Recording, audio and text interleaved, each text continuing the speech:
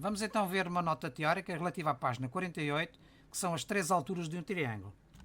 Sabemos então que a altura de um triângulo é o segmento de reta perpendicular a um lado do triângulo ou ao seu prolongamento, traçado pelo vértice oposto. Isto é, se quisermos determinar a altura deste triângulo relativamente a este lado aqui, nós traçamos a perpendicular passando pelo vértice oposto. Qual é o vértice oposto deste lado? É aquele. Se traçamos aqui a perpendicular, o segmento que une o vértice oposto ao pé da perpendicular, isto é, a interseção da perpendicular com o lado, dá-nos a altura deste triângulo relativamente a este lado.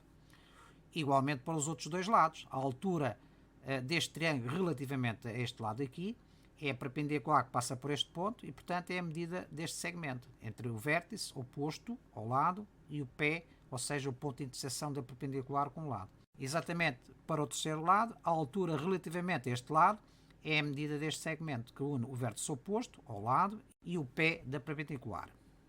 Sabemos então que o ponto onde a altura interseta a base é chamado pé da altura, isto é, temos aqui um pé, ali outro e ali outro.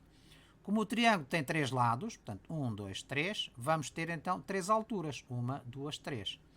O ortocentro é o ponto de interseção das três alturas, isto é, se fizermos a interseção destes três segmentos, das três alturas, verificamos que existe aqui um ponto de interseção comum a todos eles, que é o ortocentro. A posição do ortocentro varia consoante o tipo de triângulo. Neste caso é interior ao triângulo. Então verificamos que o ortocentro encontra-se na região interna do triângulo se este é acutângulo. Isto é, estamos perante um triângulo cujos ângulos internos são ângulos agudos. Coincide com o vértice do ângulo reto se for um triângulo retângulo.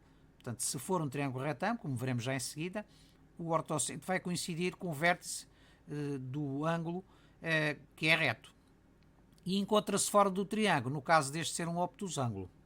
Vamos então ver os três tipos de triângulos. Temos aqui o triângulo acutângulo, um triângulo com três ângulos agudos, 80 graus, 68 e 30. E, portanto, como nós podemos ver aqui, temos as três alturas. Temos a altura relativamente a este lado roxo, a altura relativamente a este lado laranja e a altura relativamente a este lado azul. Verificamos que o ortocentro é um ponto de interseção que é interior ao triângulo acutângulo.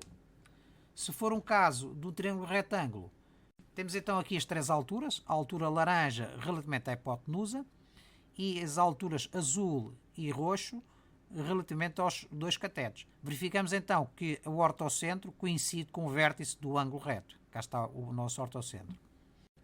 E temos agora o caso do triângulo obtusângulo, ou seja, um triângulo que tem um ângulo obtuso, 127 graus. Verificamos que esta altura roxa diz respeito a este lado do triângulo, a altura laranja relativamente a este lado laranja e a altura azul relativamente a este lado azul.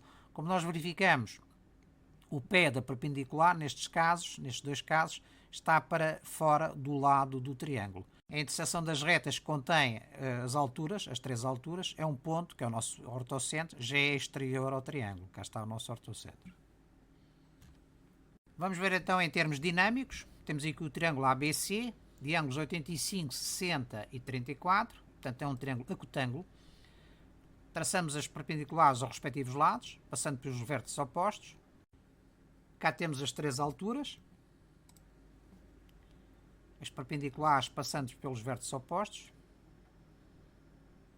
A altura relativamente ao lado BC, cá está, é este segmento. A altura relativamente ao lado AB é o azul. E o laranja relativamente ao lado AC. Verificamos que o ponto de interseção das três é o nosso ortocentro e o pé da perpendicular são os pontos de interseção da perpendicular com os respectivos lados. Temos três pés, 1, 2, 3, não é? No caso do triângulo octângulo, temos o nosso triângulo normalizado, tem 68, 80 e 30. Temos as três alturas, o ortocentro. O caso agora do triângulo retângulo, cá está, o ortocentro coincide com o vértice do ângulo reto. Neste caso é um triângulo retângulo isósceles, porquê? Porque os catetos são exatamente iguais. E o triângulo obtusângulo. Ângulo obtuso, as três perpendiculares vão se intersetar cá para baixo, que é o nosso ortocentro.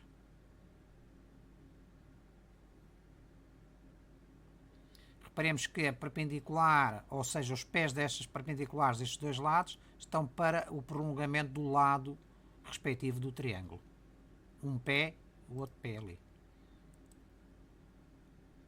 Movimentando agora um dos vértices, é evidente que o triângulo vai ser alterado e, portanto, as alturas e respectivos posicionamento do ortocentro também varia.